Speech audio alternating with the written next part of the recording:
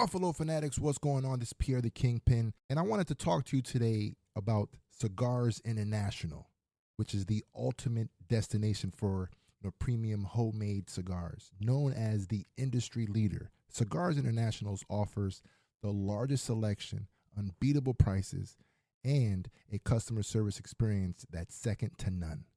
Whether you're new to cigars or a seasoned vet, Cigars International makes enjoying cigars easy, approachable, and fun. Cigars International is the go-to retailer for all things cigars, with the biggest selection of premium homemade cigars available anywhere.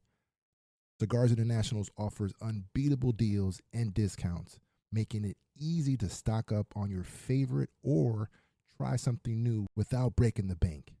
With fast free shipping and their 100% satisfaction guarantee, you can shop with confidence knowing that Cigars International stands behind every order. They have good relationship with vendors that helps provide great low prices. Whether you're new to cigars or a seasoned pro, Cigars International makes it easy to find the right cigar with helpful guides, staff reviews, and expert advice. It's not just about cigars. Cigars International also offers a wide range of accessories and more to elevate your smoking experience. Check out the great deals every day at cigarsinternational.com. That's cigars, CIGARS, international.com. Use code FANATICS at checkout for 20% off your order of $50 or more, plus free shipping. Or visit www.cigarsinternational.com/fanatics, and the discount will automatically apply. Again, use code FANATICS at checkout for 20% off your order of $50 or more, plus free shipping. Or visit www.cigarsinternational.com/fanatics, and the discount will automatically apply. If you're a podcast host, listen up, this one's for you. My name is Allie Jackson. I'm the host of Finding Mr. Height, a dating and relationship podcast that I've been doing for 4 years now, sharing my positive and practical approach to dating that's built on my own life experience. And I wanted to share another experience that I've had, my secret behind monetizing my show. It's called Red Circle, and I was just telling my colleague about how much I love their platform. With Red Circle, not only am I getting a seamless hosting experience, but I also love the support I receive in ad sales. It's not just typical ad sales either. It's targeted opportunities based on my show and my life. And the platform is super simple. You just set your preferences and Red Circle matches you with sponsors that align with your show. You can vet every opportunity and their platform gives you great analytics. More recently too, my Red Circle team has brought me opportunities outside of my podcast on social media to really augment the podcast partnerships, bring them full circle. I just can't recommend them enough. If you want to give it a try, go to redcircle.com to get your free trial. That's redcircle.com for a free trial. What's up, Buffalo Fanatics? Josh Allen here. Just wanted to say go Bills. 30 seconds and counting. There were plenty of years where there were guys who would dread being drafted by the Buffalo Bills. Not anymore. Astronauts report it feels good. T-minus 25 seconds. Brandon Beane realizes they're in a window of 2 to 3 years max to get this done while the iron's still hot. And getting Von Miller into that situation was big for the Bills. 10, 9. Oh, baby. Ignition sequence start.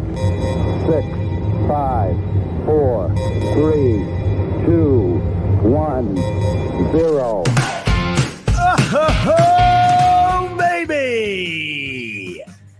What is up, Buffalo Fanatics? Z-Bot here with you Monday night. It can only mean one thing. It's the Smoke Break live here on the Buffalo Fanatics YouTube channel. So glad you decided to spend your Monday evening with me, because this week, folks, it's officially game week. We have football coming our way this week, the Hall of Fame game, just 4 short days away. Thursday night finally commences the preseason. And we're just a few short weeks away from actual football. I think we're 12 exact days from the first Bills preseason game. So we are rocking and rolling. What is up to everybody here in the chat? D. Rowley, my man. Eric, what's up? Big Baller Bean in the building. David Reed. Shout out to everybody here tuning in live on the Buffalo Fanatics YouTube channel, Facebook, Twitter, wherever you happen to be tuning in. And hello from the past if you're listening on podcast or later on down the road. I'll take it any way I can, baby. But those live, I appreciate you joining me tonight. So yes, like I said, we are getting closer and closer. I say it every week, but it's the truth. Every time I see it, we're 1 week closer. This week's a little bit more exciting because even though it's the Hall of Fame game and, by the time the second quarter rolls around, you won't know anybody out in the field. It's still football. And we got Bills preseason football right around the corner as well. I'm going to training camp for the first time this year on Thursday. Very excited about that. And then the Bills have their first scrimmage of the year at the Ralph Friday night. So I'm sure a lot of you who are in the Buffalo area will be going to that. That is super exciting. I'm pumped to get out to camp. If anybody's going on Thursday, give me a shout. Let me know. Maybe we can link up. I always love seeing everybody.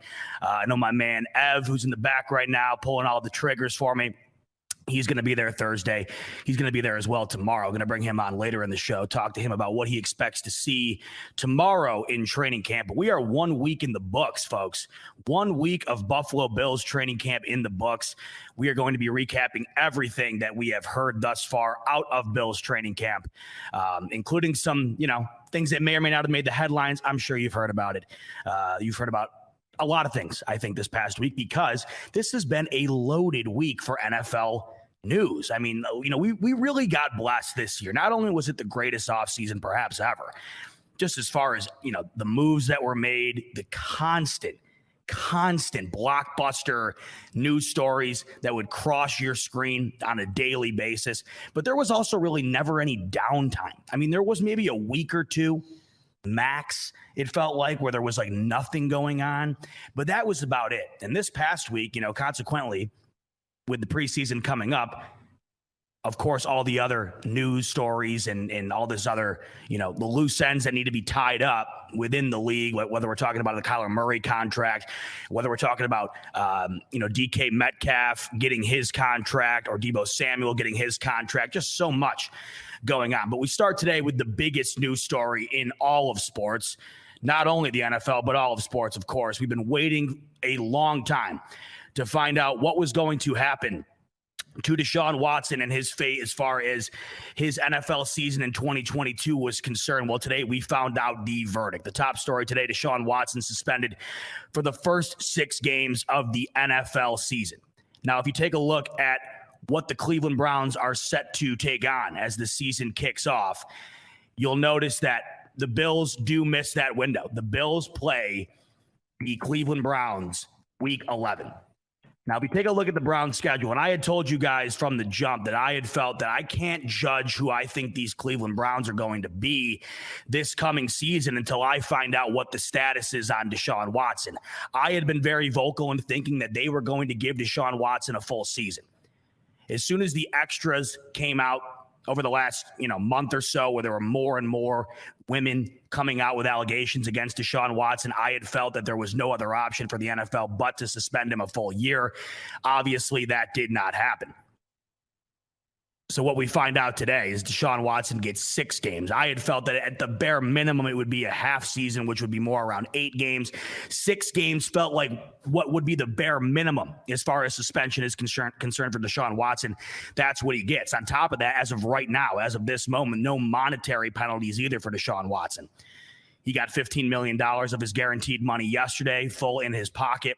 The way his contract was structured, being it all guaranteed, mostly in the signing bonus, Deshaun Watson takes like a $300,000 hit or something like that for this 6-game suspension. Absolute best case scenario if you're the Cleveland Browns and you're Deshaun Watson. Now, of course, this can be appealed by both parties, although Deshaun Watson's camp says they will not appeal it. Why would they? This was definitely the best outcome that could have happened for him. The NFL can appeal it, but you have to wonder if they will. The way that this was handled, it was handled by a third-party mediator. That is who wound up making the verdict on the case, the one who decided ultimately the fate of Deshaun Watson and his suspension term. Goodell was not the one to make this decision. I know that's very confusing. It used to be Roger Goodell. It's not that way anymore. The way the NFLPA and the NFL got together and agreed upon things, they decided that, Roger Goodell should not have ultimate power and say when it comes to certain circumstances, this one in particular. So because of that, the NFL does have an opportunity to appeal the ruling. He could potentially be suspended longer than 6 games. Right now, I don't anticipate it, but as of, this current moment, we just do not know. All we do know is as of right now, Deshaun Watson suspended 6 games. Now you look at the playoff picture for the AFC, because ultimately the Cleveland Browns with Deshaun Watson as their quarterback are an immediate contender in the AFC for one of those 7 playoff spots. I don't think it's any coincidence. If you look at the Cleveland Browns schedule to start the season off, it is one of the easiest schedules in the league. And I don't think that's any coincidence. I truly don't. It was inevitable Deshaun Watson was going to be suspended for at least some amount of time. But if you look at the 6 games that the Browns have to go and take on to start the season off, they are beyond blessed to be facing who they're facing to start the year. Carolina Panthers week 1, New York Jets week 2, Pittsburgh Steelers week 3, Atlanta Falcons week 4, LA Chargers week 5, New England Patriots week 6. You look at that schedule. With Jacoby Brissett and the roster that the Browns have, 3-3 to me right there off the bat, just the way I look at it, doesn't seem out of the question. Then you get Deshaun Watson back for games that truly matter, truly get interesting, because once Deshaun Watson comes back, his first game back on an NFL football field, a real live game for the first time in almost 2 years, he'll be taking on Lamar Jackson on the road. He then takes on interdivision rival AFC representative in the Super Bowl last year, the Cincinnati Bengals, right before they go into their bye week. They take on AFC East opponent Miami Dolphins, hopefully knock them down a peg once before we take them on. The Buffalo Bills play Deshaun Watson and the Cleveland Browns week 11 in Buffalo. And I'll just say this, folks, I'm not going to spend too much time on the Deshaun Watson situation. By now, we've covered it enough. By now, we've been waiting for the inevitable ruling. Today, we got it. I will say this. I have never been more stoked to have a team travel to Buffalo to play a game. The environment in which Deshaun Watson and the Cleveland Browns will be greeted with in Buffalo on that week 11 Sunday afternoon is going to be a sight unlike you've ever seen. All I know is if I know Bills Mafia, if I know this fan base, they are going to make sure that they are heard at this game as they come in to take on our Buffalo Bills. I can promise you that. It will be the 4th game back for Deshaun Watson, and it is going to be a madhouse in Buffalo. Not only because of all the circumstances surrounding his situation, but because by that point in the season, there are definitely going to be major implications as far as that game is concerned moving towards the playoffs. That atmosphere in Buffalo against Deshaun Watson and the Cleveland Browns is going to be a madhouse. Let's not forget, on top of everything else that has happened surrounding Deshaun Watson in the recent, years here, the last time the Bills saw Deshaun Watson face to face, he made one of the most obscene plays I have ever seen on a football field, dodging 2 defenders in a way that I still to this day watch that highlight and do not understand how he got out of it. Breaks the tackle, down the field, boom. Playoff chances, the aspirations of moving on and winning a playoff game that year crushed by the hands of Deshaun Watson and the Houston Texans. Now, ironically, after that game, both Deshaun Watson's career and the Houston Texans organization have taken a major nosedive. This game right here for Deshaun Watson against the Buffalo Bills will be one of those opportunities for him to get back into some sort of resurgency, to put his name back on the map as far as one of the elite quarterbacks in the league is concerned. Don't think for a second him going into Buffalo and trying to beat the Buffalo Bills wouldn't be a major statement for a guy who hasn't played football in well over a year. The Bills are going to make sure that they are greeted in the most non-hospitality type way. And I absolutely cannot wait for that game. Cannot wait for that game. That's a game I had circled off the bat just because of the roster, just because of the fact that I look at Cleveland. I've always looked at Cleveland as a very similar organization to Buffalo. It's always been a rivalry to me, even though it really hasn't at the same time. But you add all these other little elements to it, and I think there's a deep, I know how I feel. I know how I feel the last time I saw Deshaun Watson out on that field and what he did to us as fans. I know how I feel. You add that on top of what I think will be a stadium full of animosity towards the Cleveland Browns, the way they handled this situation, the organization, the way that they went about things, completely discombobulating the way a quarterback should be paid, his contract should be negotiated, Deshaun Watson's personal situation. It is going to be a madhouse, and I cannot wait. So Deshaun Watson, as of right now, suspended 6 games. The NFL can appeal. We will see if they will.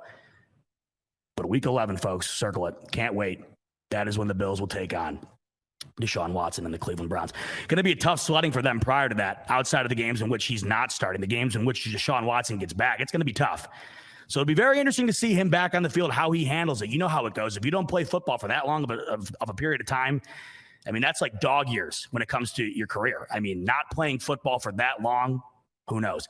David Reed coming in with the super chat. Appreciate you, Dave, as always. Dave says, Sue L. Robinson must have got paid off with the other 24 women. Sad day for all females. Yeah, I mean, I agree, David. It is just, here's my issue with the situation before I put a bow on it tonight.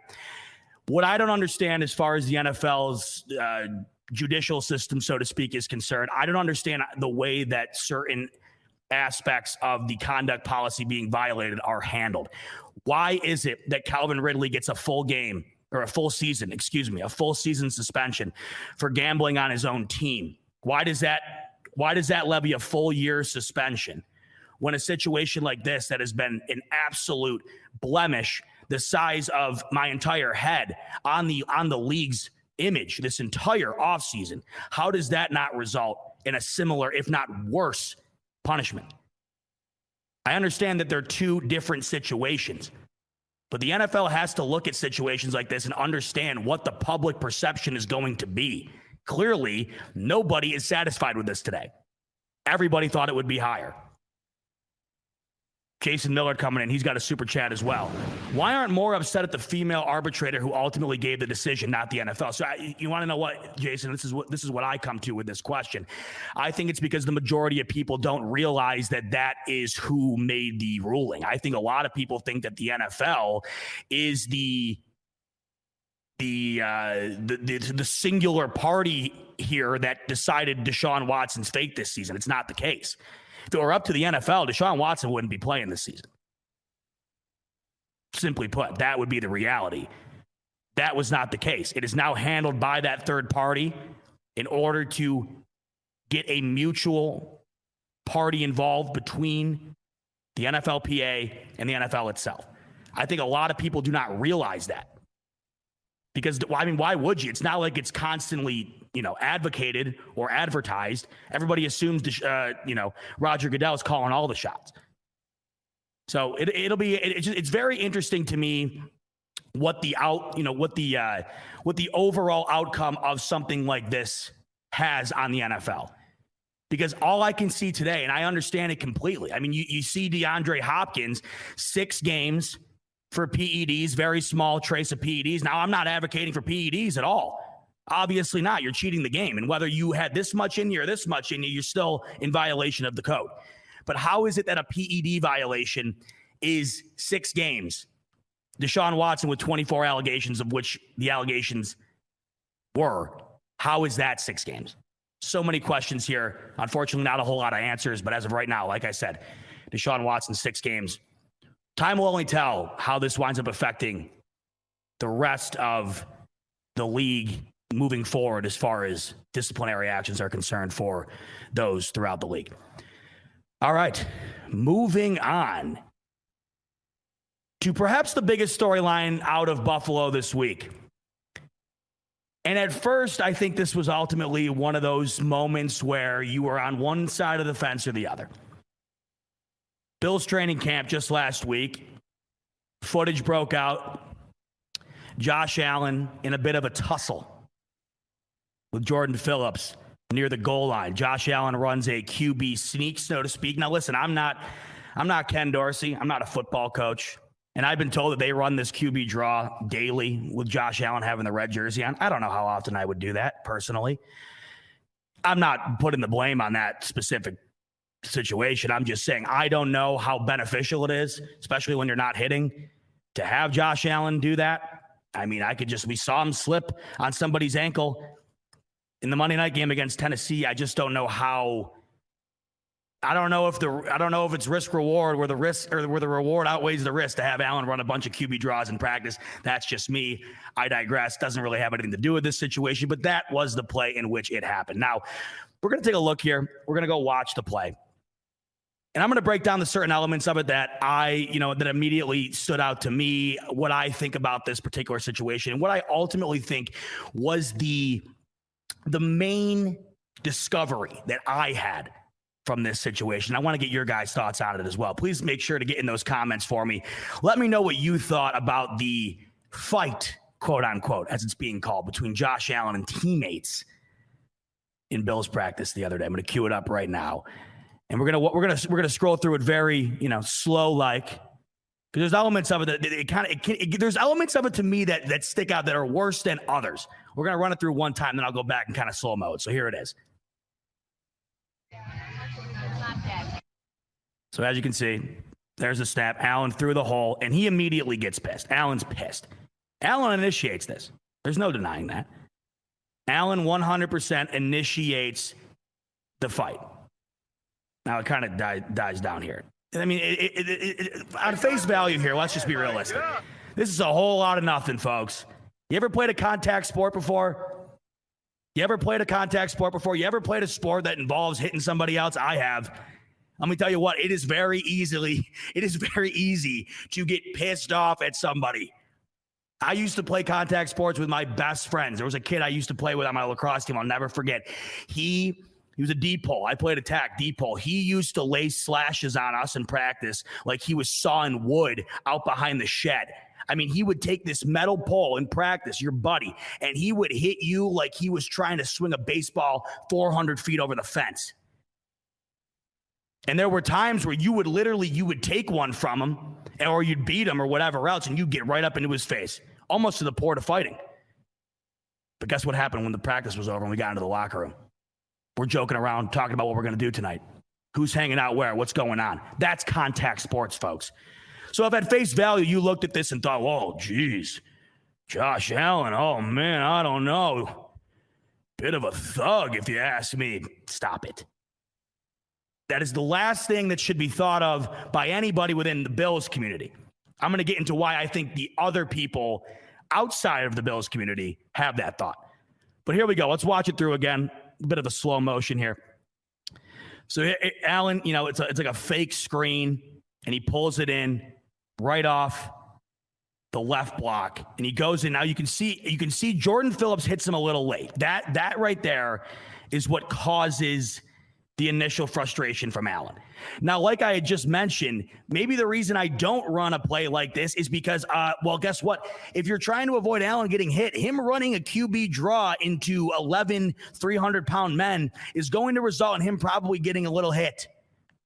I mean, that's just probably going to happen. You're running off the left block of the center. You're probably going to hit somebody.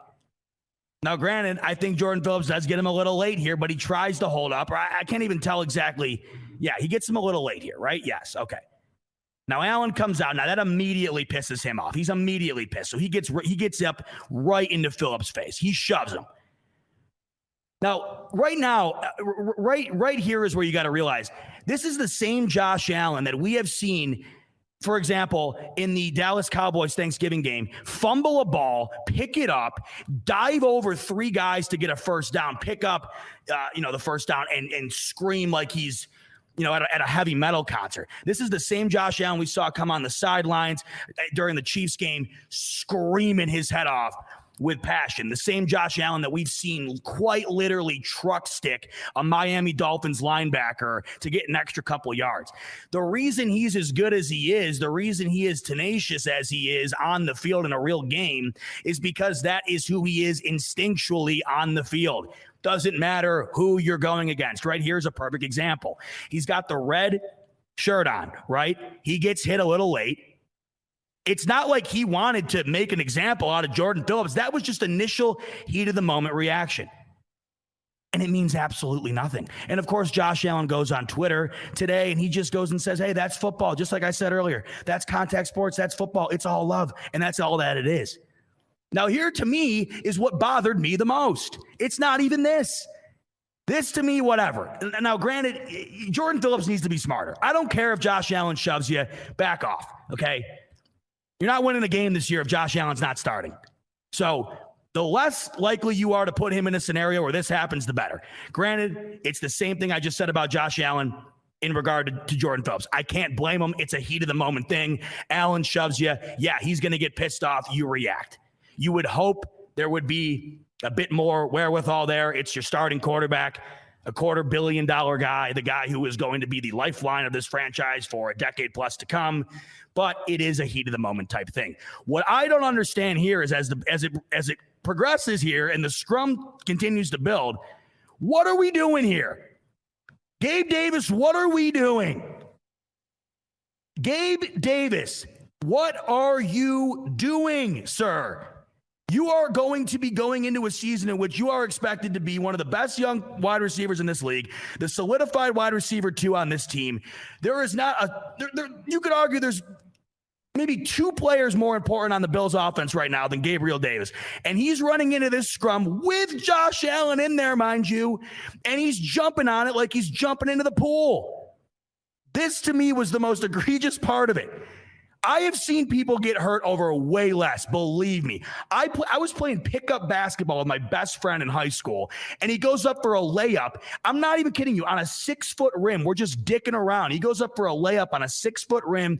He comes down, lands awkwardly on his ankle, completely shatters his knee. Bedridden for 8 months, had to get multiple surgeries over a layup on a 6-foot rim in our buddy's driveway. I have seen people get injured over way less. Gabe Davis, I'm so glad that this didn't result in anything. Because if it did, it would have been the dumbest thing I have ever seen in my life when it comes to getting somebody hurt or whatever else. Because it's so avoidable. I understand skirmishes popping up and people getting heated. But Gabe Davis is running from outside of the screen to dive in. It gets worse. Stephon Diggs does the same thing. There he goes. There's Stephon Diggs. You are talking about the 2 most important players on offense outside of Josh Allen, quite literally jumping on top of Josh Allen in a dog pile. That to me was the biggest problem I had with it. I get it. Tempers boil over. You don't need to be doing whatever this is. You don't need to be mosh pitting like you're at Rage at the Key Bank. You just simply don't. So that was what I took away from it. That to me was the most egregious aspect of it. Now, as time went on, of course, this gets way more it gets way more taken out of context than of course it should have. Right? Wait, is somebody saying that you guys couldn't see that the whole time? You got to be kidding me. Are you kidding me? Evan coming in with the back. Oh, my Christ. It's always something. Scotty coming in with a super chat. Oh, I love you all. I'm so sorry. Good God. That was not smart by Josh Allen getting into a fight. I know it gets heated out there, but come on, he is supposed to be the captain of the team, and where are the coaches to break it up? Yeah, I mean, I totally agree, and you would like to think that Josh Allen would be a bit smarter in that situation, of course. But like I just mentioned, I mean, we've all been in situations where things do boil over, but I agree with you completely. I would much rather have it if Josh Allen just decided to, hey, buddy, don't hit me next time. Jay Phillips, for God's sakes, you're going nowhere without me. You're going nowhere without me, boy. You're going nowhere without me, dude. You're going nowhere without me and the boys that are currently on this field right now. So do your best to not hurt any of us, please, right? But it happens. It absolutely happens. The problem I had with this entire situation, and I'm sorry you couldn't see that. I hope to God I was descriptive enough where it made sense to you. The podcast crew here is going to get a kick out of that. How in the hell did you not see it? I'm playing it right now. Can you see it now? You can see it now at full screen. Does it go away now? Is it gone now? That's what it is. Click to exit full screen. Unbelievable. Hey, Evan, next time, Mission Control in the background. Hop on. Give me an earful next time. I'll break it down for you real quick one more time on the small screen. Not that I feel like I have to. You've all seen it by now. But what I was talking about, what I was getting really mad about, is you can see here, you got Gabe Davis jumping in there, and you got Stephon Diggs jumping in there. I'm sweating talking about it, dripping, how passionate I was getting into that. You couldn't even freaking see it. All right, but I want to get into this because to me, this, of course, is the way that these things go when social media is involved, right? Everything is taken out of context. Before I get into that aspect of things, Jason Miller coming in with another super chat. Jason, you are the man. Maybe it was a play off of, remember the Titans, left side strong, side, then the team celebrating. Yeah, I guess you could be right. Although in that aspect, I don't know if you have your two best players jumping on top of your $250 million quarterback, but hey, I'm not the guy out here drawing the plays up, right? I'm not the guy. I'm not Ken Dorsey, like I said. I don't know. Because somebody was talking earlier. I saw somebody on Twitter the other day. They were like, who the hell runs a red shirt? Who the hell runs a non-contact QB sneak? And I was thinking to myself, yeah, wait a minute. Why do they do that? And then one of the reporters, I forget who, they're like, one of the reporters responded to the guy. He's like, pretty much multiple times every single day. And I'm like, well, shit. What do I know? Once again, I've told you this a million times, a big old pile of nothing, a big old goose egg, right? Big old pile of nothing. But one thing I do know is that people love to take aspects of stuff like this and blow it completely out of proportion, right? Everybody loves seeing stuff like this because it gives them something to talk about. Quite obviously, I'm talking about it right now. But I'm just trying to justify it, right? I'm just trying to give you the play-by-play, my personal thoughts. I'm not trying to make it into something that it isn't, because quite literally, it is nothing. It is nothing but football players doing football things. These are alpha men with testosterone levels that you couldn't even imagine, looking like phone numbers, right? They're going to get into it every now and then. But of course, you got everybody and their mother who's not a Bills fan on Twitter saying, oh, Josh Allen, oh, you are a bad apple, Josh Allen. You're a thug. You're a bad leader. The Bills are going down this season. There's no team camaraderie. They hate each other. Look at them. They're fighting. Are you out of your mind? Are you out of your damn mind? You want to know what I'm going to do right now? It's something that I thought I would never do. Mainly because I never thought we'd have a quarterback that I could use this guy to back up our quarterback with. I'm going to show you a couple of things that our boy Tom Brady used to do back in the day. Now, Tom Brady, we know this as Bills fans. We've watched him plenty of times, haven't we? We've watched him plenty of times. We've seen Tom Brady plenty of times, more than I'd ever like to be, or more than I'd ever like to, right? And what did we know to expect from Tom Brady quite often? A lot of this, a lot of chirping, right? Tom Brady, whether he was in the ear of a teammate, quite oftentimes the ref, a coach, it was a lot of this. And what did we do as Bills fans? We looked at Tom Brady when he did that and we said, oh, what a baby, right? Poor sport. Screw Tom Brady. Look at him. All he does is bitch and moan. That's why we can't stand him. No, the reason we couldn't stand Tom Brady is because he kicked our ass every single time we played him. And the reason people right now want to use a video like this to make Josh Allen look bad and spin it in a way that it shouldn't, because it quite literally doesn't mean what they're trying to make it mean, is because they hate Josh Allen the way we hate Tom Brady. Now, don't take this out of context. Josh Allen is not Tom Brady yet, right? Don't make this into something that it isn't. Don't take this out of context. What I'm saying is, when you have to go against a guy like Josh Allen and you don't have a guy like Josh Allen, case in point, the Miami Dolphins and their fan base, you're jealous and you're looking for ways to hate the guy because he's kicking your ass week in and week out. No? Because when it gets down to brass tacks, yeah, we hated when Brady was bitching and moaning, and we hated when he was on the podium saying what. But basically, we hated him doing anything, right? We basically hated the guy opening his mouth.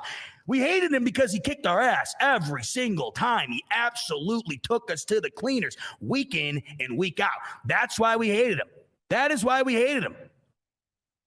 We didn't really hate anybody else. You know, we didn't hate Chad Pennington, right? We didn't hate Chad Pennington. We didn't hate Ryan Tannehill when he was in Miami. No, why would we? We hated Tom Brady because he kicked our ass. And the reason that everybody wants to take a video like this from Josh Allen and use it to make him look bad is because they hate that he's better than their guy. I want you to take a look at some of the stuff that Tom Brady did back in the day and ask yourself, was he a poor sport, a bad teammate, a bad player, or was he just in the moment losing his shit because he's a football player? Let's take a look. Because at the time, I know what I would have said. But now that I look back on it, I know what it actually was. Here's Tom Brady back in the day, sideline. Our boy Bill O'Brien, or my boy at least, from Penn State, former Penn State head coach. Now God knows what he's doing. But look at Bill O'Brien here. I mean, Brady's lathering him up right now. They're going at it on the sidelines. They're winning by a touchdown, by the way, currently at the moment of this game. Now, here's another example against the Bills. Josh McDaniel. Brady is this close to headbutting him. Look at him. He is more pissed than you could imagine. Ripping Bill O'Brien apart here on the sideline in a game where they're up a touchdown. He's already got, 4 rings at this point? Look at him. He's blowing a gasket. And then here he is. This is the worst one right here. Josh McDaniels here. I mean, look how close he gets to hitting him with his helmet here. Freaking out. Going off, screaming. And I remember everybody outside of Pat's Nation, right, including myself, was using this to try to dog Brady. And it's just like what everybody did during Brady's entire tenure in New England. They brought him to court, for God's sakes, over in deflated footballs. They wanted to do, and when I say they, I mean quite literally everybody who wasn't a Patriots fan, they did whatever they could to make Brady look bad because he was the GOAT. So I go over here to Twitter, of course, the place where there's nothing but rational thoughts and sunshine and fairy tales. I scroll through Twitter, and this is what I see. And I don't want to just call out Mr. Dean here, a Miami Dolphins reporter. I don't want to just call him out because he wasn't the only one, and I'll get to another example in a second, but he wasn't the only one taking shots at the Bills. But he quote tweets the video of Josh Allen getting in the tussle with Jordan Phillips. And this was the same day that Tua Tagovailoa finally decided he was capable of completing a pass deeper than 25 yards. And this was the response. Tua throwing long tutties and the Bills falling apart. You'll love to see it. That is something I would have tweeted when Tyrod Taylor finally completed a touchdown in practice that made me excited, and Tom Brady was bitching at Josh McDaniels on the sideline. I'm man enough to admit it, right? That is the exact tweet I would, let's just sub the whole thing out. Say the video of Tua throwing that 65-yard touchdown to Tyreek Hill was Tyrod Taylor throwing a 65-yard touchdown to whoever. I don't know. You name it. Literally anybody. I can't even think of anybody right now, but just run with me here. Let's completely sub out the situation. You got Tyrod Taylor in place of Tua Tagovailoa, and you got a Bills wide receiver in place of Tyreek Hill. And we see that beautiful ball get completed. Yeah, I don't know why I'm blanking here. Yeah, great. Thank you. I don't know what I'm doing here. Chevy says Sammy Watkins, Robert Woods. Let's go Robert Woods. I like that. I don't know why I was just having a complete ulcer there. I think it's just because I'm in it right now. You know, I'm there. Just run with me. All right. So we got our hypothetical here. Tyrod Taylor, right? Who I think is better than Tua Tagovailoa, by the way. I don't want to get that twisted. I'm just saying. Tyrod Taylor in place of Tua, Robert Woods in place of Tyreek. 65-yard bomb at Bills training camp. Oh my God, we're losing it. We're losing our mind. We're going nuts. Oh my God, it's the year. It is the year, baby. We are going the distance. Tyrod, I'm thinking MVP. Robert Woods, we're talking potential wide receiver records that could get shattered. It's going to be the year. And the same day I go on Twitter Oh my God, Tom Brady, man. He's fighting with his team.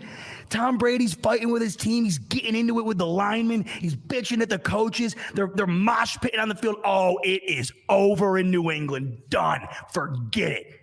New England, the dynasty is over. Tom Brady, you are a bad sport. You're a bad leader. You're never going to make it in this league. Downfall incoming this season. And us Bills are going to lap you because finally Tyrod made that connection in that beautiful deep ball that we just saw in a late July practice. And I am sweating hard right now. You can tell. Yeah, I got some people in here. Yeah, you guys got good eyes. You know how it goes. You know how it goes. I got these bright lights going. I'm talking about the Dolphins, who pissed me off. Talking about Josh Allen, who fires me up. We're talking about fighting, baby. I'm going to get going, right? But that is what it all comes down to. Everybody who had something to say negatively about Josh Allen getting into a little skirmish with his teammates at the end of practice, anybody who took that and used that as some sort of negative, or try to spin that into some sort of negative connotation around the Bills and Josh Allen, they're only doing that because they're scared. They're scared and they don't have Josh Allen. It's a combination of things that we are used to as Bills fans. And it kind of brings me into my next point here. And it's about the Tua situation, right? Because this is what you do when you're an organization who is just grasping for straws. You do things like this, right? You use the Josh Allen fight video as fuel to make it seem like you're getting a leg up on the Bills and the Bills are collapsing. Where anybody who knows this team, who knows Josh Allen, frankly, who has a set of eyes, can look at that and just know, take it for face value for what it is. It is nothing. It is grown men, grown athletes, pro athletes here getting into it a little bit at the end of practice because somebody bumped into somebody else. Like Josh says here, you're damn right it's great to be on the opposite end. And the only way that you can reflect on what we used to be like, right, is when you get to that other side. We wouldn't admit any of this, right? Maybe we knew it deep down, you know, all those years where we said this is the year, whatever. What are you going to do? What are you going to do? Just admit to yourself before the game starts? What are you going to do? Or the season starts, you're just going to admit to yourself that this whole season is going to be worthless to watch? You're not going to do that. That's why we did this every year, right? But I never thought that we were this egregious about it. At least I don't think I was.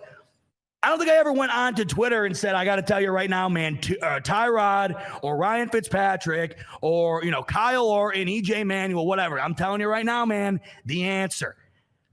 You didn't see me when the Bills signed Terrell Owens. I didn't hop on Twitter and I didn't say, hey, man, let's start getting our fingers sized for these rings. Because it's inevitable. The Bills are winning it all this year. Tua Tagovailoa completes one 65-yard touchdown in a July practice, and they signed Tyreek Hill. And every Miami Dolphins fan on this side of the earth is got something to say. I can't. Were we like this? I understand, and I got to be able to be transparent. I understand that us as Bills fans. I mean, if you're not a Bills fan, you got to think that we are a different breed, right? I mean, you got to think we're just the worst, I would assume. Now, granted, there's got to be aspects of us that you love, the tailgate, the passion. You got to love that. But I think that there's elements to our fanhood that can definitely be considered delusional, right? Or at least it used to be. Now, it doesn't feel that way anymore because things are actually happening, right? The things you say actually can be backed up. But it's so weird to look at what that looks like and how we probably were like that to a degree. But I guess social media just wasn't as prevalent. Maybe it just wasn't obviously at that time, way back in the day when I was a kid. But this is getting out of hand here. So my man Dean here, who had, he tweeted that out about, the Bills falling apart. And, he's got this video up the other day of the Tua video of him throwing this 65-yard touchdown here. Here it is. Here's video of Tua Tagovailoa's 65-yard touchdown pass to Tyreek Hill, about 50 to 55 yards of airtime. It was a gorgeous ball. I'm not knocking that. I'm not knocking Tua. I'm not knocking the ball. I'm not knocking anything, right? It was a great ball. But as we scroll up here, and he isn't the only one. I saw this everywhere. I want to make that clear. I'm not just pointing out a single a single example here, but this one really caught my eye. Dolphins QB Tua Tagovailoa goes viral with 65-yard touchdown to Tyreek Hill in training camp.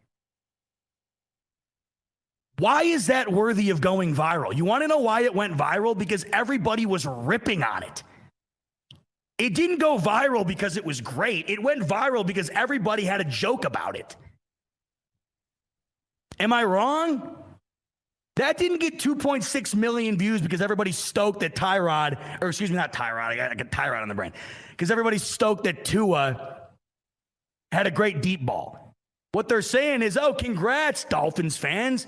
Tua nailed one deep in July at a closed practice with no pads on.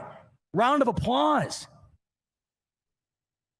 And I just thought it was funny when he said that it went viral, because to me, I think it went viral because everybody was like, yeah, finally. Your quarterback's doing things that quarterbacks in the NFL in 2022 should be able to do. And that's complete a deep ball. Josh Allen's throws, his pedestrian deep ball throws aren't viral footage anymore. Why? Because it is routine. It is expected. Tua Tagovailoa throwing a ball like that is so unexpected that it went viral. And I think it went viral probably for all the wrong reasons. And I'm not even dogging him. It was a great ball. Good for him. It was a great ball. It wasn't a 2.6 million view ball. It made the rounds because everybody was like, geez, congrats, Dolphins fans. Your quarterback finally hit one deep. For everybody who wants to see it, I can't do the full screen because when I did the full screen the last time, it just shut out. But if you go on, if you just Google it, Tua deep ball. What is Rico saying over here? I was hyped when Nate Peterman got the start. Show some respect. Yeah, so was I. See, I'm not trying to dog, really. I'm really not trying to dog Dolphins fans here. Maybe, I don't know, maybe a little bit, I don't know. But all I'm saying is I know what that feels like, and it's not fun.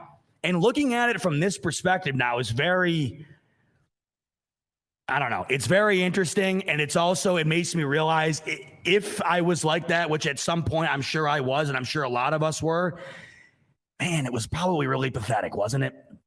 I mean, I remember going to school and I would say stupid things. And now, granted, I don't think I believed any of it, but when the Bills were doing things that were above average at the time, which was very few and far between, I'd be like, oh, look out.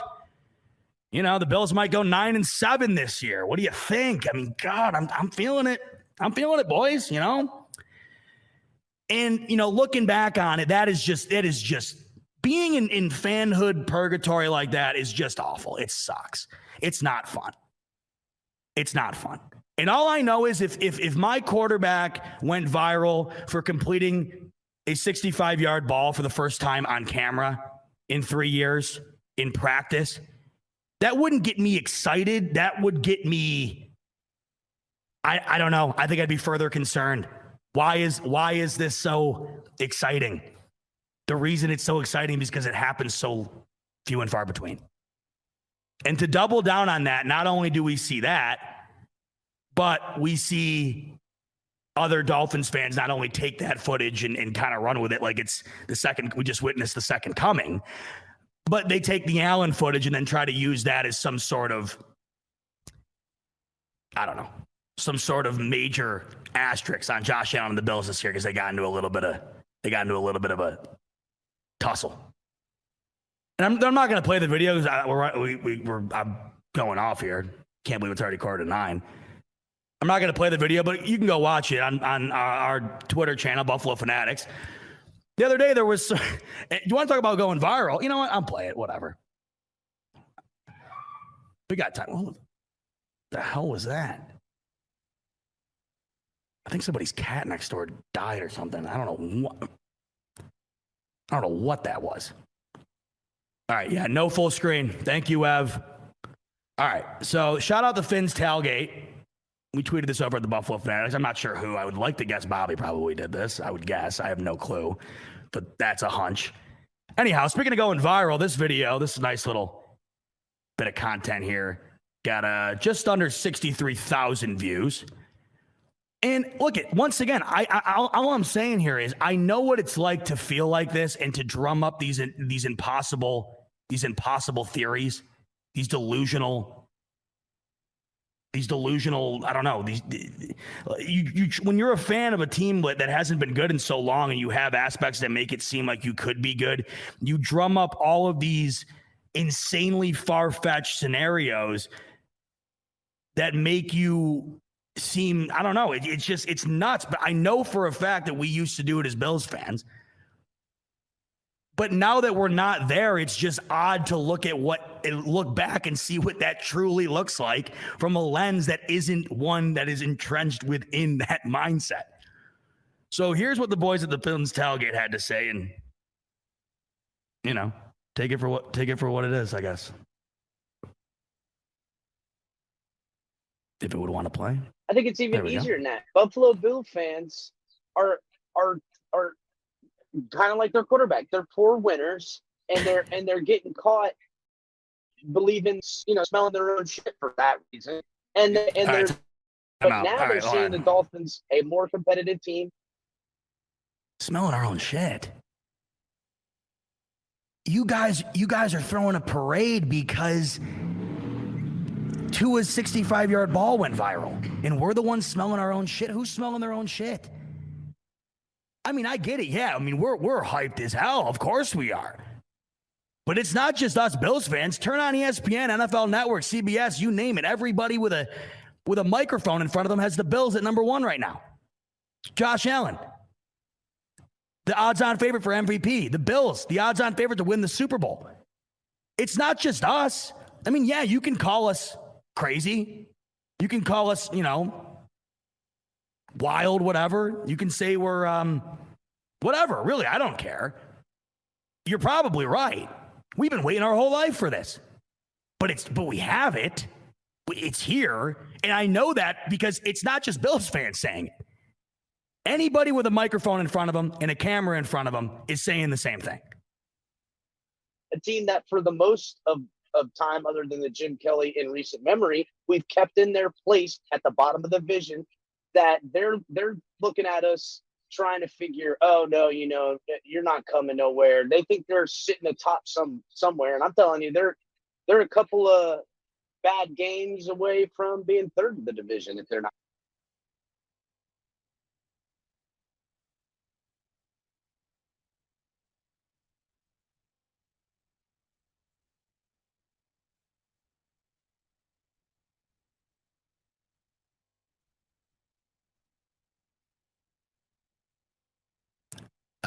Nothing's broken. I just about a loss for words.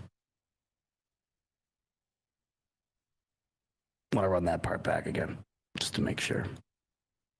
Somewhere, and I'm telling you, they're a couple of bad games away from being third in the division if they're not due. Yeah. Listen. I was as delusional as the next person when the Bills weren't good, back in the day, right? I would try to come up with any scenario in my mind possible to convince myself the Bills were going to make the playoffs. It's all I ever wanted. I mean, you've probably seen the video by now of me and my dad when the Bills made the playoffs off the arm of Andy Dalton. I mean, I cried myself to sleep with joy. We soaked ourselves in champagne like it was, the end of the millennium. Like it was the greatest thing we'd ever seen. So I understand it. But there was never a moment in time during that era that I said, I'll tell you right now, a couple bad games, New England and Tom Brady, they could finish third, maybe fourth. Hell, they're lucky they win the game this year. I mean, there's levels to this, right? There's levels to how you try to psych yourself up as a fan for your team, especially when you're on the fence like Miami is. But to take it to that level where you're going to knock the Bills down to third in the division, I understand if you wanted to say second if a meteor hit the stadium and the Bills dropped a couple games to second. Okay, fine. Please talk to me about how in the hell two teams are finishing over the Bills. There's levels to this. And that, to me, I don't even understand how you can possibly I don't even know how you can say that. I don't know. I genuinely, I don't know. I just don't know. There was never a time where I was like, you know what? The Patriots, it's like I talked about earlier. It's not. I never looked at the Tom Brady bitching at someone on the sideline and was like, you know what? The Bills have replaced them in the East. It's over. I'm just the whole thing with the Miami situation right now is just crazy to me because it's just different. It's not just the Fins tailgate here, and God, I love it. I mean, hey, listen. Like I said, we all used to do this, right? It's just crazy to me how the Bills have become that team that you want to wish so badly to fail. That's the reality. Think back, and once again, because someone, a Dolphins fan or Kevin will probably see this and do something. I don't know. I'm not saying the Bills are the Patriots of the East or whatever. I'm not saying that. So stop. I'm not saying that. What I'm saying is when you look at the current state of the division, the Bills are what? 7-1 with Josh Allen against the Dolphins. 7-1, right? And they're currently the betting favorite to win the Super Bowl. Josh Allen's the betting favorite to win the MVP. Like it's not just all of us saying this as Bills fans, right? So when you take a look back at what New England was doing at their time when they were at the height, right? You never got into a scenario where you were talking about them falling off like that. And that's just kind of where I get confused here, because I don't understand how you can lose to the Bills the way you do and watch them get better in the offseason. And then all of this nonsense comes out of nowhere. But what I do understand is what I do understand, I guess, is the need to do it or the reasoning behind it, because we all used to do it with the New England Patriots. And once again, the Bills are not the New England Patriots. Nobody will be the New England Patriots of the East or the AFC until I'm proved otherwise. For all we know, it could be a once-in-a-lifetime thing that we see, the run in which New England had. But what I'm saying is, during that time, all we did was try to find reasons to hate New England on top of the fact that they were just flat out better than us. Oftentimes you didn't want to look in the mirror and just say, man, the Patriots are just better than us in every facet. They're better than us personnel-wise, ownership-wise, coaching-wise. I mean, you name it. There isn't a thing the Bills are better at than New England, right? So you would find the video of Brady ripping McDaniels apart and make it seem like it was something it's not. You'd read into the fact that Tom Brady was deflating footballs and make it seem like he was cheating the game. You'd read into the fact that Belichick was filming some team. Who was it? The Bengals at the time. You look into him filming practice thinking that they're cheating, and that's why they win all the time. The reality of the situation is just we were never nearly as good as them, and they were way better, and they kicked our ass year in and year out. So we had to find ways to bitch about them and make them look bad because we couldn't beat them. That's what this is. So I get it. It's just weird to be the team on the other end of things. It's weird to be the team that everybody hates. It's weird to have the quarterback that everybody hates, not because he's a bad person, just because he's good. And I love it. Moving on. We are going to talk about those Buffalo Bills and the expectations that they have this season.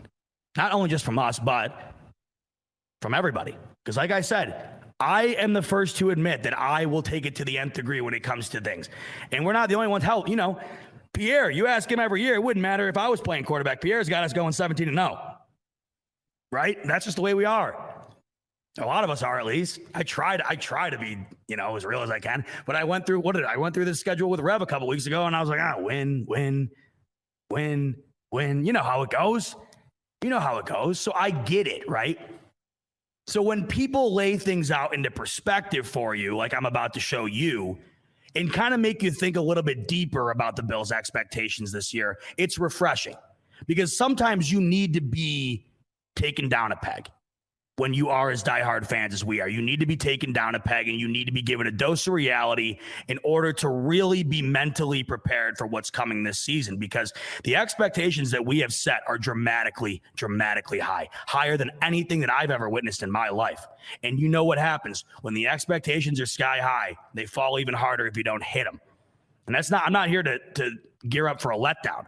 I'm just saying that outside of being a Bills fan, there are different ways to look at the Bills and their expectations this coming season, and they do make sense. And I think as Bills fans, it's healthy to look at that perspective and try and look deeper into these expectations and how perhaps the Bills do reach them in ways that they weren't able to a season ago.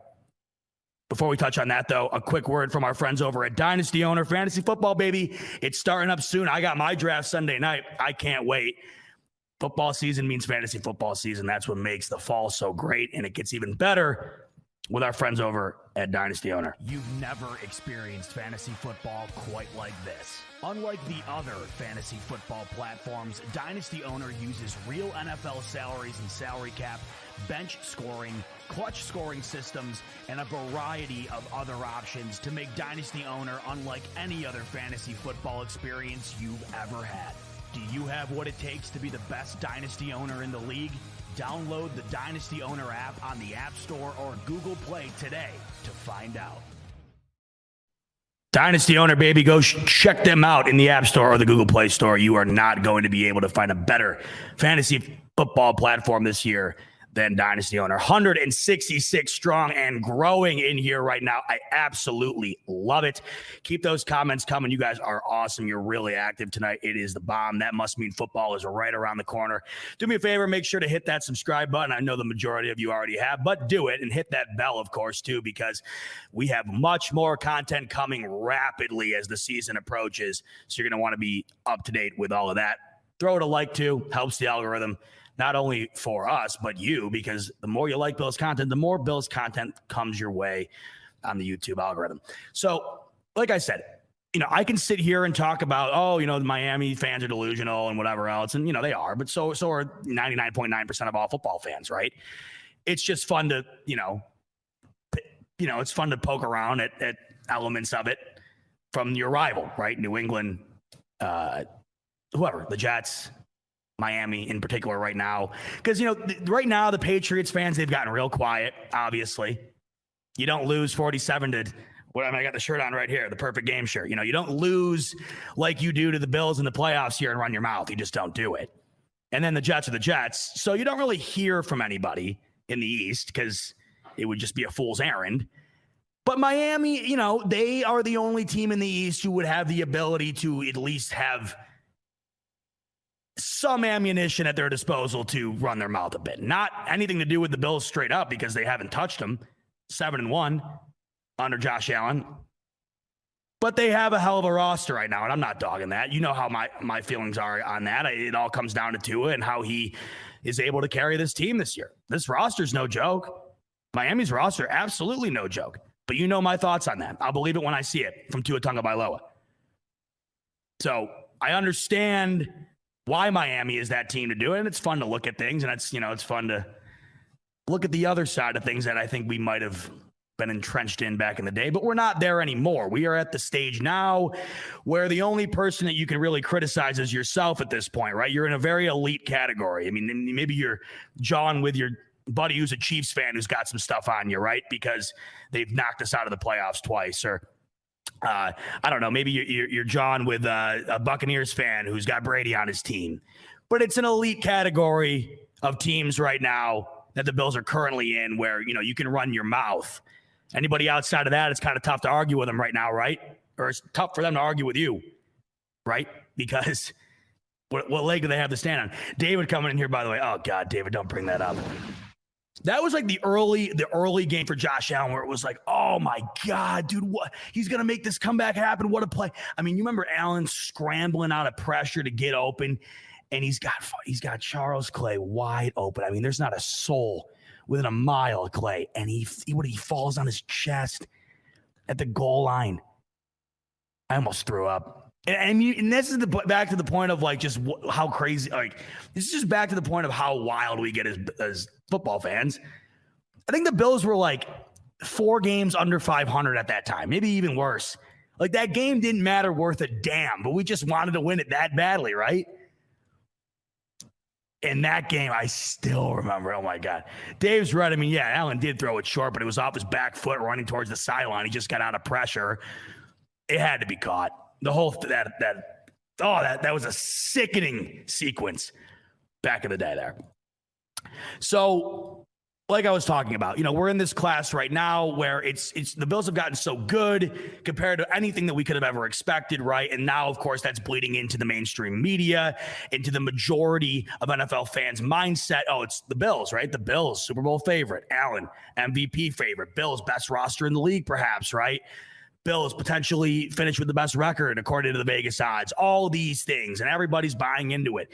Bills fans, NFL fans, major media, talking heads, whoever, doesn't matter. Everybody's on it, right? So it's been a while since I think anybody has really put into perspective those expectations and how they could be, perhaps a bit inflated, perhaps a bit harder to reach than we think. I really like this tweet from Warren Sharp over at Sharp Football. I think I just said Sharp Football. Sorry, Warren. Over at Sharp Football on Twitter. Warren's an insanely smart guy. Great follow on Twitter. If you don't already follow him, definitely recommend it. Always has good content. Now, he comes out here with a great video that I thought, it did a really good job of showing how good the Bills are, but also their weaknesses that need to be addressed this season if they do indeed want to go the distance and reach the expectations that everybody has for them. I'm going to play the clip here from Warren.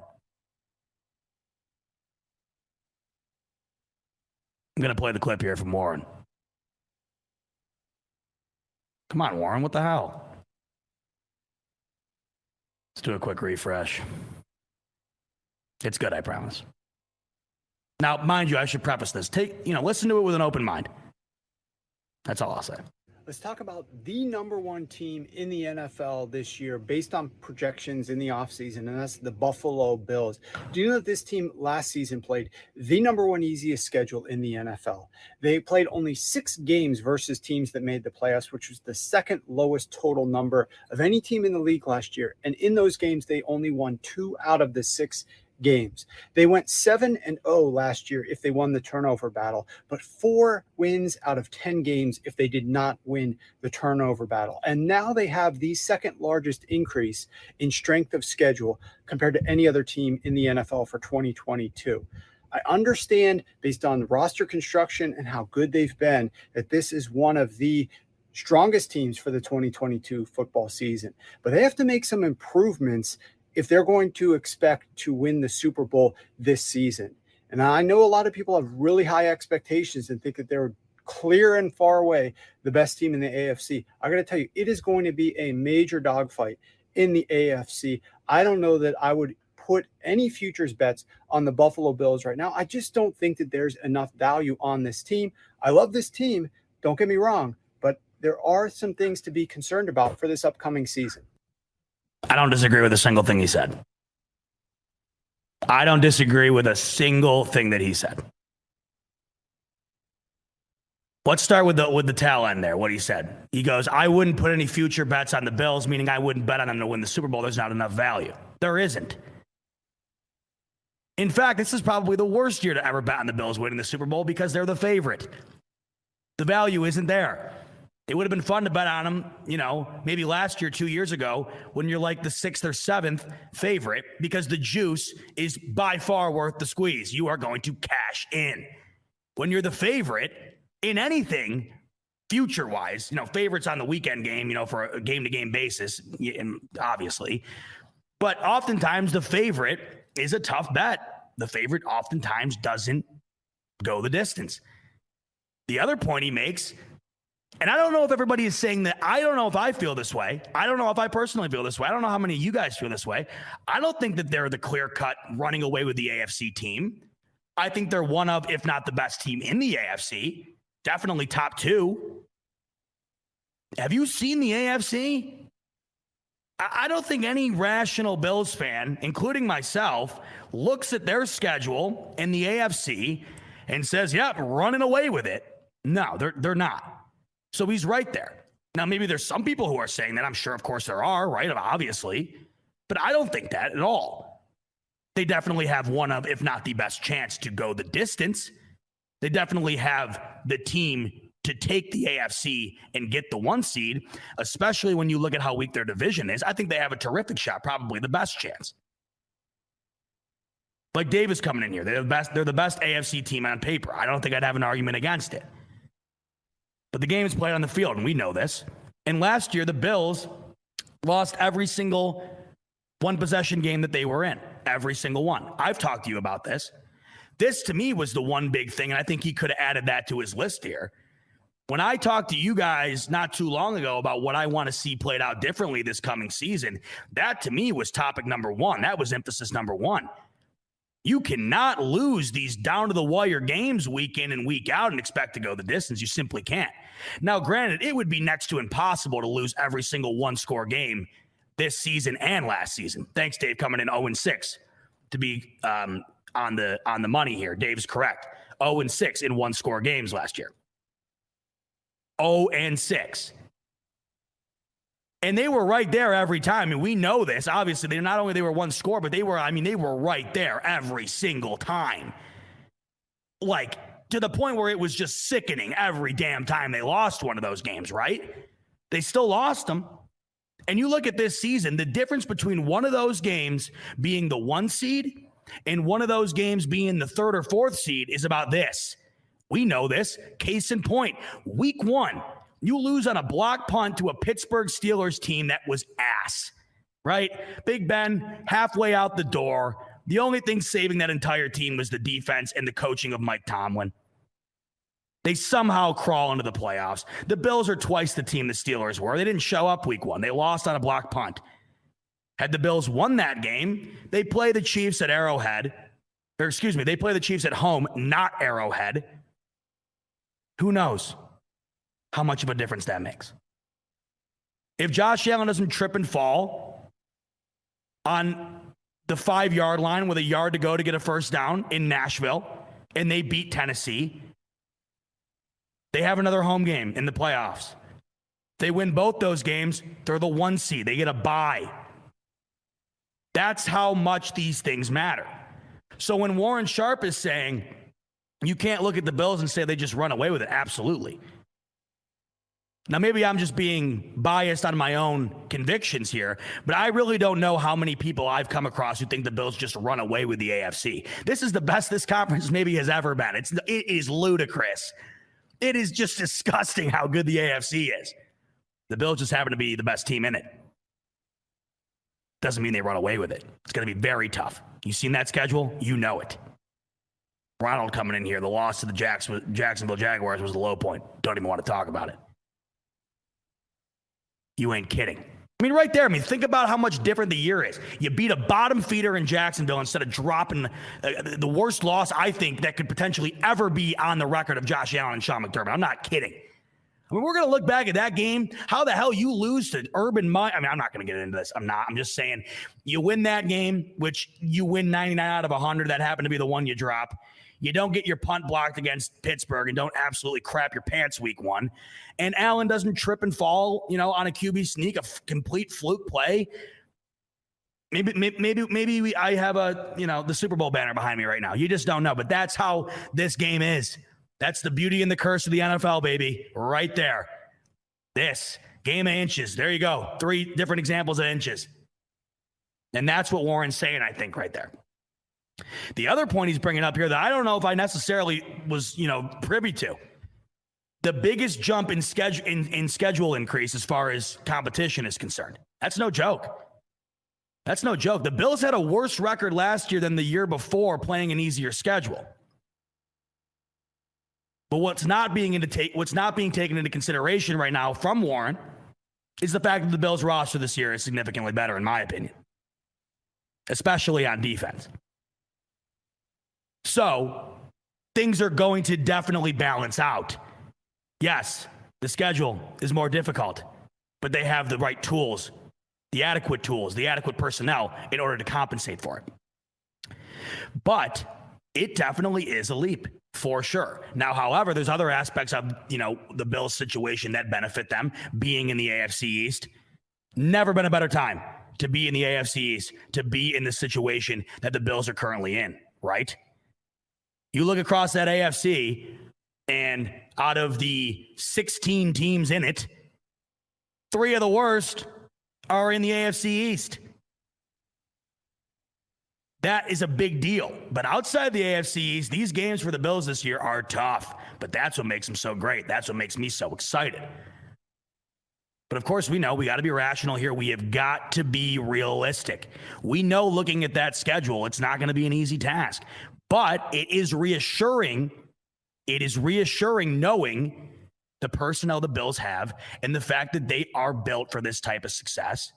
The fact that Josh Allen is emerged into the guy that is meant to be feared, the guy that can win you a game single-handedly, the guy that you can rely on.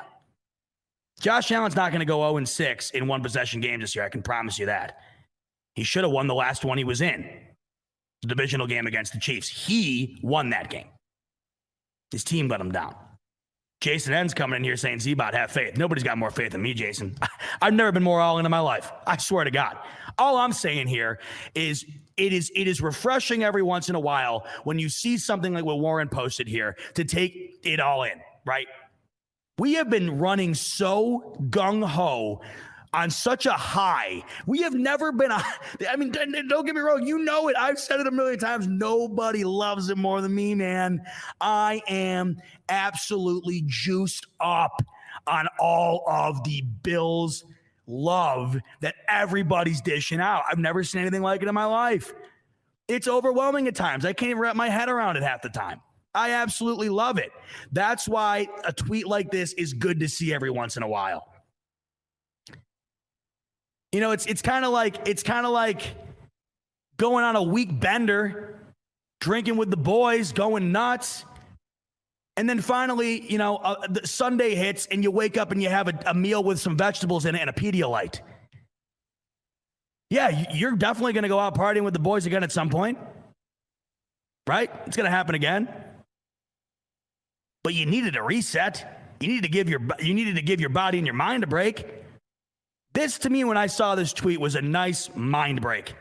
It was a nice refresher to say, okay, you have got to, as this season approaches, keep everything into perspective, because I know how I am. I'm sure a lot of people are like you here are like this too. You can get so carried away that you lose sight of aspects of this team that maybe weren't the greatest. And I just like how he put all these things into perspective, because the way I look at it, right, everything he said was completely accurate. But there's also elements to the team currently for the Bills that are able to make up for it, to make up for these inadequacies that he's speaking on. That's what makes them perhaps the greatest team in the league right now. What he's saying isn't false. But to counteract these problems, I personally look at the Bills right now, and I think that during this offseason and these last couple of years, they have done everything they've needed to do to get to the point in which they have earned the right to be the Super Bowl favorite. I think Josh Allen has currently earned the right to be at the top of the MVP conversation. That's how I see things. It doesn't mean that what he said is wrong, right? And it doesn't mean that us as fans can't every once in a while take a nice little bask in a bit of reality, I guess. Now, looking back on what he's saying here too, the easiest schedule last year, didn't feel like it, did it? But this year, you can look at that schedule and know damn well that's not even close to the easiest schedule. Looking back at last year, it didn't feel like it was all that easy. But the one thing that stood out here the most to me was the fact that they only won 4 of 10 games not winning the turnover battle. It's just another element, I think, that I look at with this team this year and think, okay, yeah, that's true. But I look at this defense and it just only got better. It only got better. Another thing you look at too here when you do see something like that is, well, it's an aspect of this team that Josh Allen can't win for you, right? It's an aspect of the Bills that cannot be saved by the arm of Josh Allen. So that was an interesting tidbit. I didn't know that. I did not know the Bills only won 4 of 10 games when not winning the turnover battle. Just goes to show you, though, how dominant they are when both sides of the ball are clicking, because on paper, they have the 2 best units in the league on both sides of the ball. I think all Warren is saying here is, he didn't say the Bills weren't the best team in the league. He pretty much flat out said they are. He's just saying, hey, they're the best team in the league. But the reality of the situation here is this is not going to be an easy task for Buffalo this year. And I agree with him. But they're ready for it. That's how I see it. I thought Warren made some good points. Like I said, nice every once in a while to just back to reality. And then when the season starts back up, I'm sure it's back to La La Land, riding the high that is the current Buffalo Bills. Hour 18 is how long we have logged so far, and it's been going great. $146 in the house right now. Appreciate every single one of you joining in tonight. We're just a few short days away from the first preseason game. I will be at training camp Thursday going with my dad. Very excited. Hopefully no fights break out, but if there are, I'll be there to cover it. Best fan site on the web. We'll be there to cover it. Evan will be there with me. That'll be fun. I'm looking forward to going and checking out the boys, get back to Fisher. Been a bit since I've been out there, so that'll be exciting. And then, of course, they have the scrimmage Friday. That's when we're going to get a real good look at, well, not a real good look, I guess, but an authentic look at, both units squaring up as opposed to what we've seen out on the practice field. You get a real authentic look at, what we can expect to see personnel-wise, perhaps, out on the field. And, frankly, just get a little bit of Bills football back in your blood. I love that. A couple more things I want to touch on here before we close up shop. Interesting bit of social media from Bills' legendary wide receiver, Andre Reed. Not what I was expecting to see the other day, especially from somebody like Andre Reed, who I don't know. I wasn't aware of the fact that Andre Reed was an Instagram user, I guess. I don't know. Who isn't now these days, though, I guess. I don't really use Instagram anymore, but apparently Andre Reed does. And Andre Reed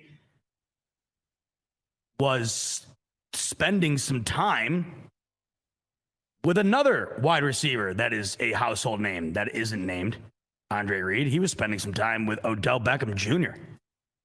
OBJ and Andre Reed posing for a pic together. And Andre Reed's caption really stood out. Andre Reed captions his picture with OBJ saying, "How would OBJ look in red, white, and blue?" Well, I would imagine he'd look good, seeing that was the color scheme of the Giants, and he looked pretty good while he was there, I would say. He looked better there than he ever looked anywhere else. Him and Von running it back in Buffalo. Let's just say we had a good convo last night in Atlantic City. Let's just say we had a good convo last night in Atlantic City. It's not all that cryptic. Andre Reed basically just told you without actually saying it, he was recruiting OBJ to come to the Bills in Atlantic City. Now, that could mean something. That could mean absolutely nothing. I just thought it was interesting. Odell Beckham Jr. this late in the season has yet to sign with anybody, including the LA Rams, who he has yet to re-sign with. Now, of course, OBJ injured in the Super Bowl. He won't be ready to go. I had given my thoughts on this a while ago. I'm not the biggest OBJ guy. Never have been. Probably never will. But I'd be an absolute fool to not sign up for this right now. I was just talking about the way the AFC is laid out. I was just talking about the Bills roster and, currently and how it's built to go the distance. I mean, you got the Bills Mafia FUQS coming in. We don't need him. No, maybe we don't. We probably don't. It's not necessary. I don't think it would hurt. I don't think the Tampa Bay Buccaneers needed Julio Jones. Still went out and got him. I mean, that's just what these teams do. Frankly, I don't even know if the Rams needed Odell Beckham Jr. last year, but they went out and got him, and he was a pivotal player in that Super Bowl. I mean, I'm not sitting here advocating for it. I'm not pounding the table for it. But hey, if Andre Reed's going to give subtle hints here and it winds up panning out and it happens, I'm not going to be pissed about it. There was a point in time where I thought I might be. There was a point in time where I was in definite agreement over here with the Bills Mafia, FUQS, where he's saying we don't need him. I was feeling the same way. But you start to look around here, and all these teams just go out and add. They go out and add veterans. They add pieces to the puzzle, even if they don't need an extra piece. Everybody just seems to do it. I'm not even saying you would be heavy in the rotation. I mean, yeah, you got Buffalo fans 716. Allen, Diggs, Davis, Beckham, Knox, and Cook would be absolutely unstoppable. Yeah, of course it would. But even if you took Beckham out of there, it's still a hell of a lineup, right? And you got Crowder, you got McKenzie, who, by the way, I'm going to talk about that in a second. McKenzie is getting a hell of a lot of coverage in regard to how well he is playing in this training camp, and nothing makes my heart happier. Oh my God, I love it. A lot of talent on this Bills offense. But it's kind of like money. You could have all the money in the world, and you still wouldn't turn down more if someone offered it to you. And I'm not saying this is going to happen. I'm not saying it should happen.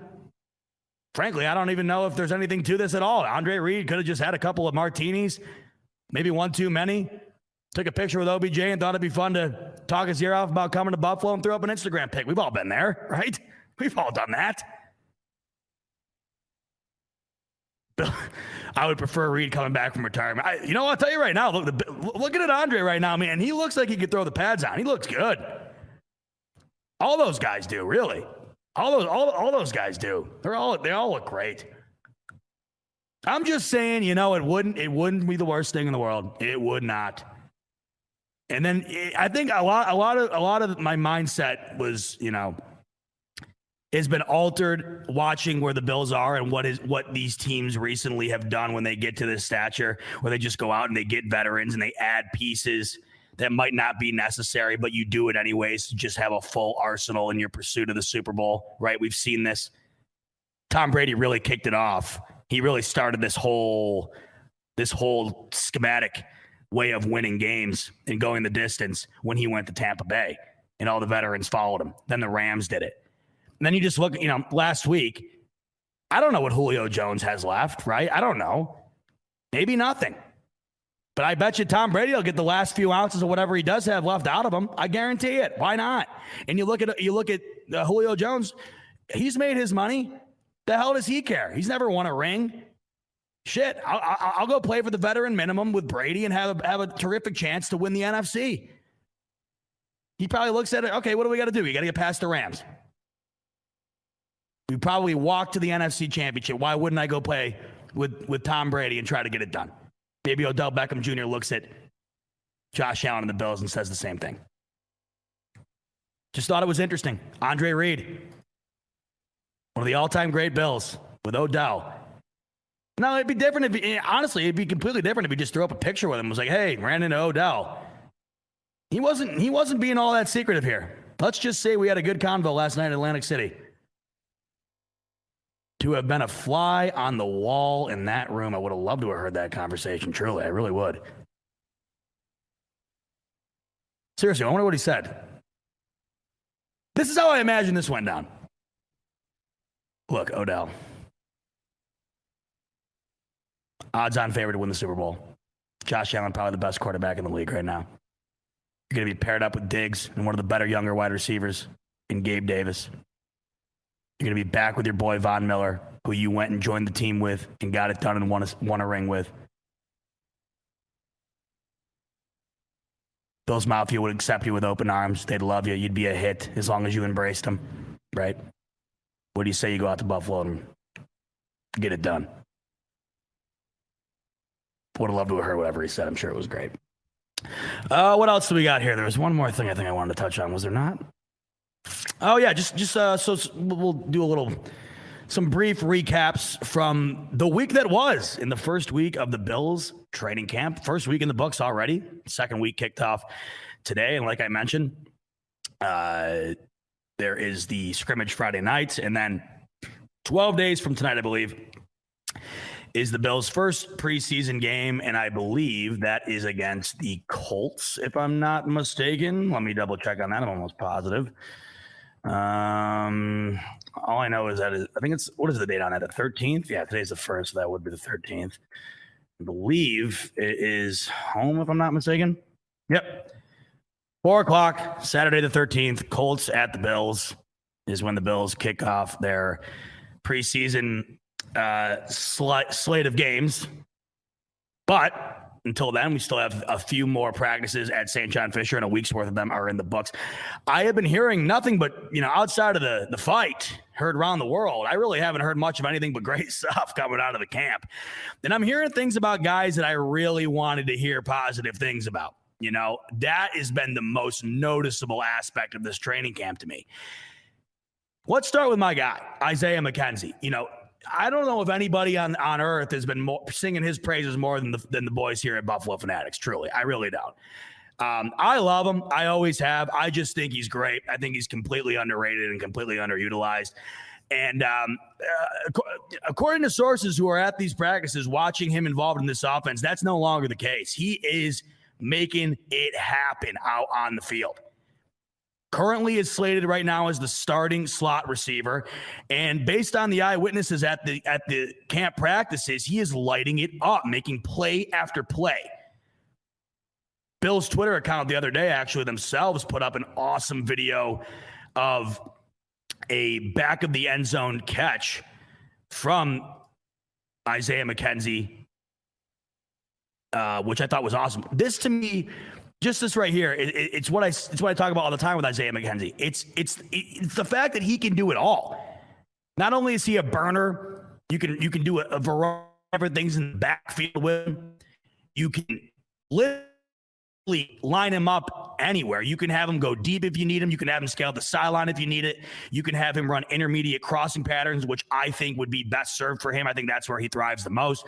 The screen game, you can get him involved in bootlegs, reverses. The guy can just do a little bit of everything. He's also got a great pair of hands. And right here in coverage, back of the end zone, you can see that on display. First of all, what a freaking ball. 48.6 a modest view amount, by the way. You don't see that getting 2.5 million views. It didn't go viral because it's expected. It is expected, and it is frequent. What a catch. What a ball. What a catch. Another angle here. God, Allen, with that visor. Please just wear it during the season. Just wear it all the time. Would you? Just looking like a damn superhero. Anyway, that's an even better view here. Look, so first of all, love this. Oh, look at this beautiful pump fake. Whoop! Back to midfield, a laser. I mean, what a catch. What a catch. So that's just one example. Isaiah McKenzie really lighting it up. And the caption here, too, is what I love. This connection is becoming a trend. Well, let's hope it's a trend that continues throughout the season. Because I love me some Isaiah McKenzie, and it looks like he is really, really off to a great start in this camp. Wanted to come back up here and put this up here. I just saw this from J-Dub, and this is cool, man. Z-Bot checking in from Alaska. How cool is that, man? How about that? J-Dub all the way out in Alaska tuning into the Fanatics tonight. I'm getting on a plane tomorrow and coming home, catching the Colts preseason and taking my kid to Kids Day versus the Broncos. Can't wait to be home. Dude, that is awesome. J-Dub, thanks for tuning into the show tonight. Thanks for the message. Safe travels up here to Buffalo. That is freaking awesome, man. Hope you and your kid enjoy the preseason game, man. So cool. I love seeing stuff like that. Shout out J-Dub. Appreciate you, man. Super cool. So I love the preseason. Like, well, not I guess personally, right? The preseason aspect for me, it's like I like it because obviously I've told you this a million times. You get ready for the season with it, but I love what it does for the kids, man. I really do. They do a great job of taking care of the kids and the little fans, which I love because that is where your fanhood starts. I know that's where mine started. Like JA the other day, giving those two kids at training camp who they didn't bring any memorabilia with them to get signed. JA's like, got you. Takes off his cleats, signs them, gives them to the kids, man. Like, they'll never forget that. I love that stuff. And J-Dub bringing his kids all the way out from Alaska to catch a preseason game. Never forget it, man. So cool. Love that stuff. So some other things from training camp that I've noticed that have stuck out. Apparently, not only is it that Isaiah McKenzie is having himself a great camp early on here, Ed Oliver apparently is just an absolute beast out on the field. And I thought he had a real emerging year last year. You all know my man Rev, who's currently in the chat right now watching. Make sure to watch him on Wednesday nights now. Rev moving to Wednesday nights so we can free up some space for that Thursday night football. Can't wait, even though it's on Amazon Prime. I got Amazon Prime. I feel like it's 2022. You have to have it. If you don't have it, get it. I mean, the 2-day shipping will change your life. Anyhow, I'm not getting paid to endorse them. My only gripe with that is I just hope that it doesn't lag. The only thing I like about cable, above anything with the streaming networks, is you don't get any lag. It's the only thing I like about it. Like, streaming kicks cable's ass in every other category, but you don't get lag. Like, sometimes when I got to watch the game on a stream, you get that choppiness. I'm not here for it. I won't deal with it. Anyhow, Rev, moving to Wednesday nights. Check him out on Wednesday. But Rev, speaking of the devil, he's a guy who's really heavy right now on Ed Oliver coming into this year. And looks like he, so far, has hit the nail on the head, because Ed Oliver, not only is he showing up in a big way currently in the training camp practices early on here, but he has also developed a great relationship with Von Miller early on here in training camp. Matthew Beauvais, the sports director over at WKBW, awesome Bills reporter, constantly has good content. Make sure to go follow him at Matt_BOVE. He has a great video clip here that I'll share earlier, that he posted earlier, of Von Miller and Ed Oliver just being boys, man, hogging it out, laughing, having a good time. And Matt says, much has been made of Von Miller's impact on the young DNs, but he's quickly become close with Ed Oliver.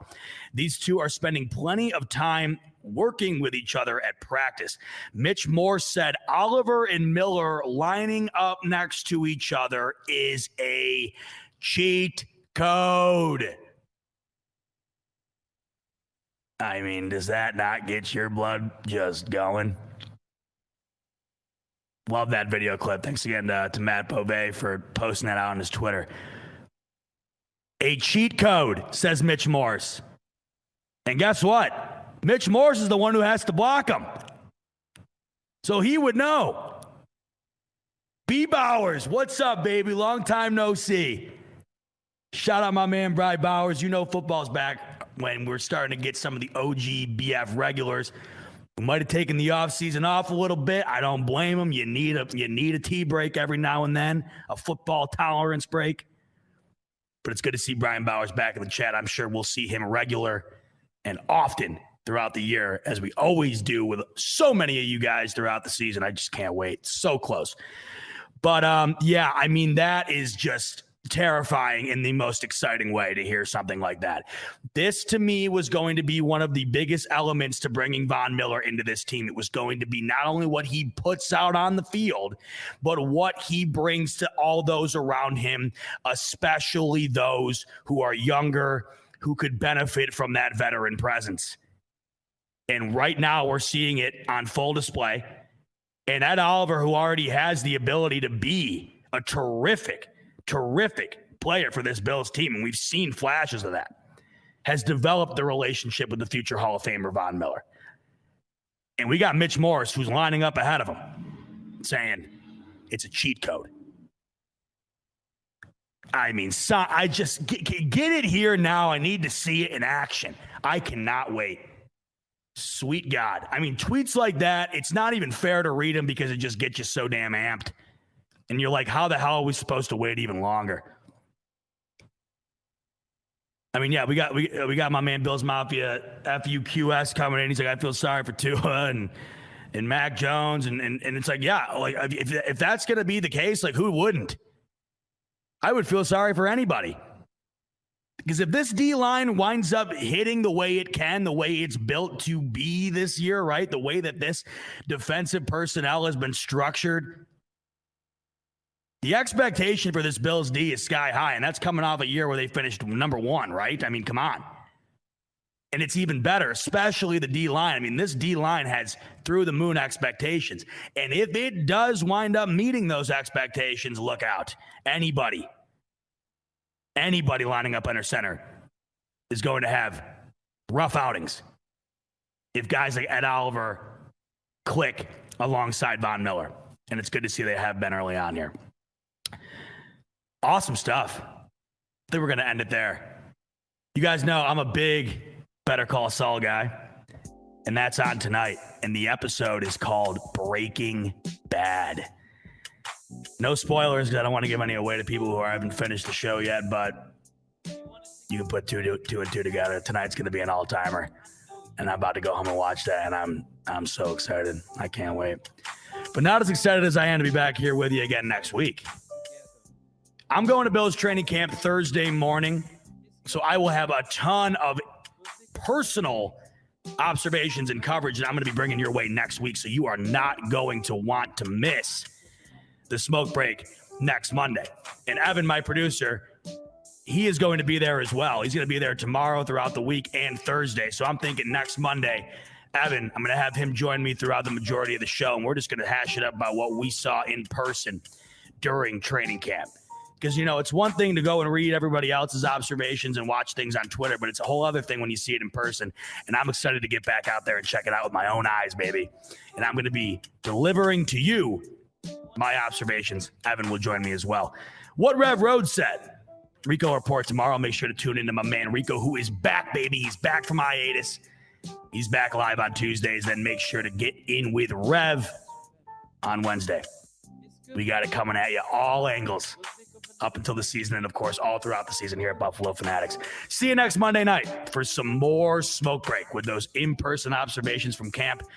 Enjoy Friday night scrimmage if you're going, and enjoy the Thursday night Hall of Fame game.